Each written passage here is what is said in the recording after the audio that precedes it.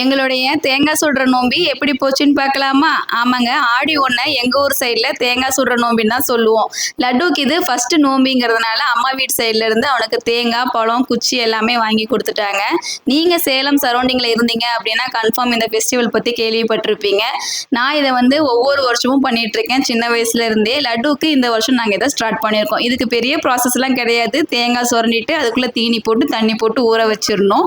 ஊறினதுக்கப்புறம் இந்த மாதிரி மஞ்சள் குச்சியில் அதை சொருகிட்டு தேங்காவுக்கு மஞ்சள் குங்குமம் எல்லாம் தேய்ச்சி சாமிக்கு முன்னாடி வச்சு எடுத்துட்டு சுடுறதுக்கு கிளம்பிடுவோம். லட்டு இதை ரொம்ப என்ஜாய் பண்ணிட்டு இருந்தான். இதுதான் அவனுடைய ஃபர்ஸ்ட் தேங்காய் சுடுற நோம்பி. என்னன்னே தெரியல, இருந்தாலும் ஜாலியாக என்ஜாய் பண்ணான்.